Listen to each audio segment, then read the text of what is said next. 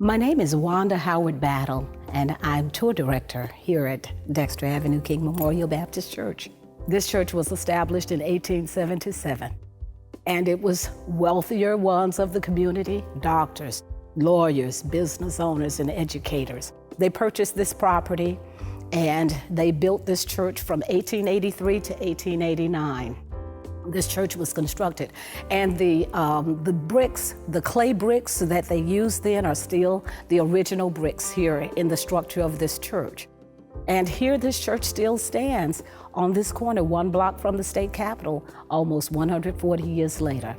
Reverend Vernon Johns was here 5 years, the 19th pastor of Dexter. And he was this fireball, controversial, unafraid of anybody, and would stand up against the segregation of this city. And when he came to Dexter, Dexter was filled with all of these wealthy, we're the socially elite ones of the community. And Vernon Johns arrives, and he's watching all of this segregation happening in this city, and they're not necessarily rocking the segregation boat to make a difference. He tells them, you may be the socially elite, but you'd better care about your brothers and sisters who are down the street being beaten and jailed. And so Vernon Johns is said to be the forerunner of civil rights because he prepared them to get ready for the work that was led by Dr. King. So when Vernon Johns resigned in 1952, oh, they were happy to see him go. And they had a visiting preacher for 2 years. And then in 1954, here comes this little young 25-year-old Martin Luther King Jr.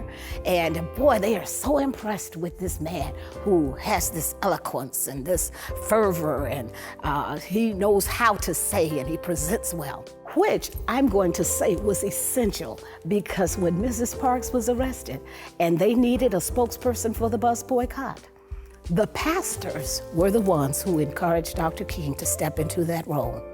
Dr. King insisted on a nonviolent movement rooted in love, and you can imagine the people at first thought he was crazy, because you're talking about take a beating, except being spat on and having dogs turned on you. What do you mean? And being beaten by the police and do nothing? Because they had to take an oath that they would neither verbally nor physically fight back. Would you have been able to do it? When the cause for what you believe in becomes greater than your fear, you can answer the call no matter the cost. And so when you ask about Dr. King's influence and how it made a difference in this congregation loved him. And because of the great love that was in his heart, it went beyond this church, and he couldn't stop.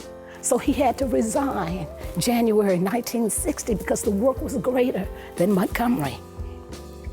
And he stepped out there, and he didn't stop until he was stopped on April 4th, 1968. But he says, you can kill me. But he says the movement still continues. So here we are. It's in our hands now. So now what do we do with it?